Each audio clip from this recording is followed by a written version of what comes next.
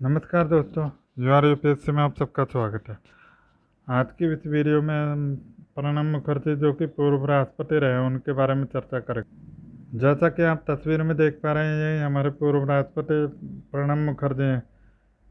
कभी आपने ऐसे व्यक्ति के बारे में सोचा है जिन्होंने अपनी ज़िंदगी में 50 वर्ष से ज़्यादा राजनीति में गुजारे हों, सभी महत्वपूर्ण सरकार के सभी महत्वपूर्ण पे वो कार्यरत रहे हों, मलाल उनको प्रधानमंत्री पद का रहा हो, जिन्होंने भारत के दो महत्वपूर्ण सम्मान सर्वोच्च सम्मान प्राप्त किए हों, भारत रत्न और पद्म विभूषण, और उनको भारत के राष्ट्रपति पद पर रहने का भी गौरव प्राप्त हो। इसके साथ साथ पत्रकार व प्रधानाध्यापक भी रहे हों। इतनी सी जिंदगी में इतने सारे पदों को शोभित करने वाले व्यक्ति ही प्रणब मुखर्जी हैं, जिनको हम प्रणब दा के नाम से जानते हैं। अब इनकी इन खूबियों के साथ में इनका ऊपर यही कोट फिट बैठती है, इतर से कपड़ों को महकाना कोई बड़ी बात नहीं है, मज़ा तो जब आए जब आपके किरदार से खुशबू आए। इतर से कपड़ों को महकाना कोई बड़ी बात नहीं है, मज़ा तो जब आए जब आपके किरदार से खुशबू आए। तो ये जो कोट है उनके ऊपर फिट नहीं वैसा ऐसा हो ही नहीं सकता, क्योंकि उन्होंने अपनी इतनी सी ज़िंदगी में इतने सारे मुकाम हासिल किए हैं, क्योंकि उनके किरदार में तो वैसे ही खुशबू हो गई। प्रणब मुखर्जी के बारे में शुरुआती जानकारी देता हूँ। इनका जन्म 11 दिसंबर 1935 में हुआ था। पश्चिम बंगाल के वीरभूम जिले के किरनाहर शहर के निकट स्थित मिराटी गांव में हुआ था। माता पिता का नाम था राजलक्ष्मी मुखर्जी और कामदा किंकर मुखर्जी। पत्नी का धर्मपत्नी का नाम था शुभ्रा मुखर्जी और बच्चे इनके 3 बच्चे थे। उन्होंने शिक्षा सूरी विद्यासागर कॉलेज से किए, जो कि कलकत्ता महाविद्यालय के उपमंड में था। मतलब इनका जो डिग्री वगैरह थी वो उनके अंडर में आती थी, कॉलेज वगैरह के कोलकाता कॉलेज के अंडर में। इतिहास, राजनीति, विज्ञान और कानून, ये तीन तीन विषयों के खास जानकार थे। एक वकील और कॉलेज प्राध्यापक भी रह चुके हैं। वे पत्रकार के रूप में बांग्ला प्रकाशन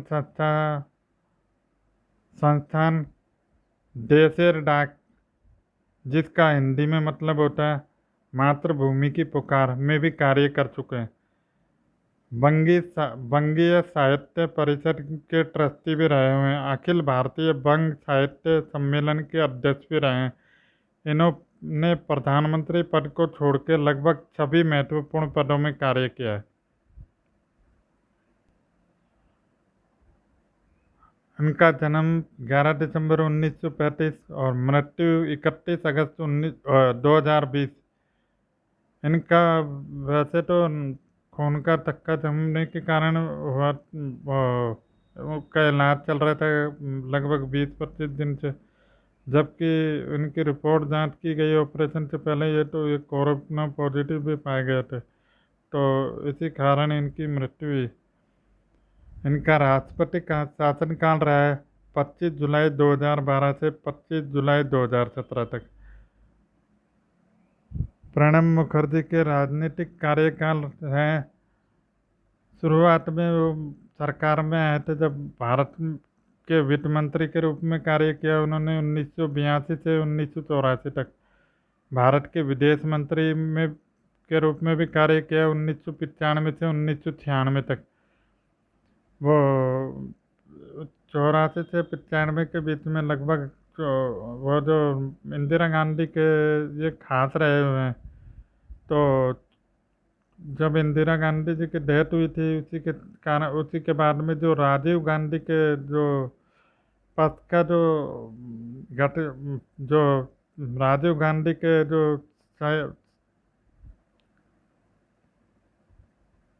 राजीव गांधी के समर्थक मंडल है उनका शिकार हो गए थे, जिसके कारण इनको मंत्री पद देने से इनकार कर दिया, उनको पार्टी से ही बाहर निष्कासित कर दिया था।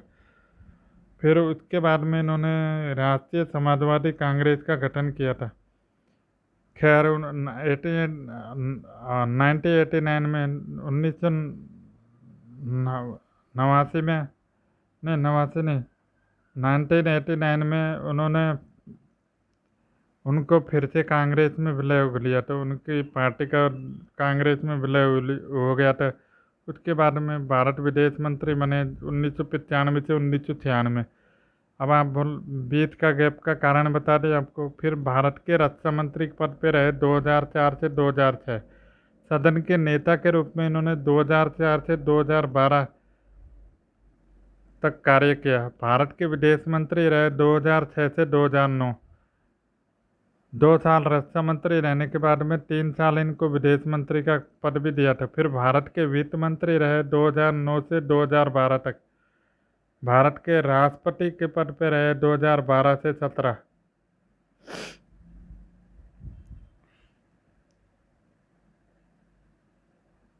इनके सम्मान के रूप में क्या क्या सम्मान प्राप्त हुए हैं ये भी हम देख लेते हैं। 1984 में ये यूरेमनी, न्यूयॉर्क की एक सर्वेक्षण संस्था है यूरेमनी, उसके रिपोर्ट के अनुसार, उसके सर्वेक्षण के अनुसार 1984 में 5 सर्वोत्तम मंत्री के रूप में ये इनका नाम था।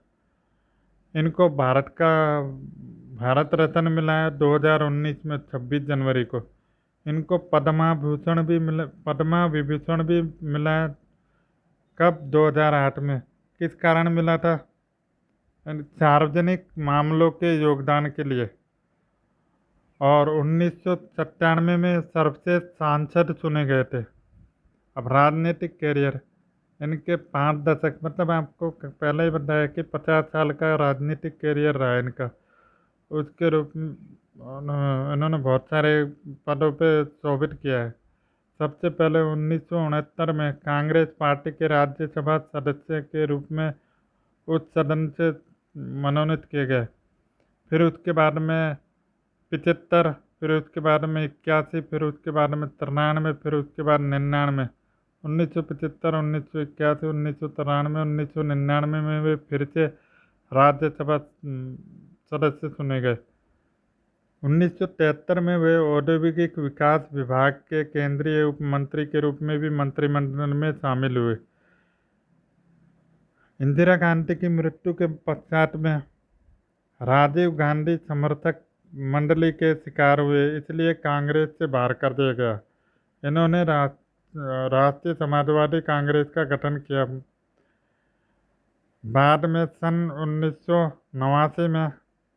1989 में राजीव गांधी 89 में राजीव गांधी के साथ समझौता होने के बाद में वापस कांग्रेस में इनका विलय हो गया, इनकी पार्टी का विलय हो गया। और 1991 से 1996 तक योजना आयोग के उपाध्यक्ष के रूप में भी कार्य किया है। 1991 से लेकर 1996 तक योजना आयोग के उपाध्यक्ष के रूप में भी कार्य किया है इन्होंने। ये एक तस्वीर जिसमें इंदिरा गांधी के साथ में है। ये इन्होंने इंदिरा गांधी ने अपने बाद में दूसरा नंबर का दर्जा दे दिया था इनको। पर और इनके राजनीतिक करियर में प्रधानमंत्री बनने की जो इनकी इच्छा थी वह सोनिया गांधी जी के कारण नहीं हो पाई, क्योंकि उन्होंने सोनिया गांधी ने ये वरिष्ठ प्रणब मुखर्जी के वरिष्ठ होने के बावजूद भी इनको प्रधानमंत्री पद में नहीं चुन के मनमोहन सिंह को प्रधानमंत्री के पद में नियुक्त किया। और इनके इसी के साथ साथ और भी बहुत सारे उपलब्धियाँ रही है। मैंने आपको पूरा निष्कर्ष निकाल के अच्छे से बताने की कोशिश की है। और इसी के साथ में आज की वीडियो की समाप्ति करता हूँ। अच्छा लगा हो तो ज़रूर बताइएगा। धन्यवाद।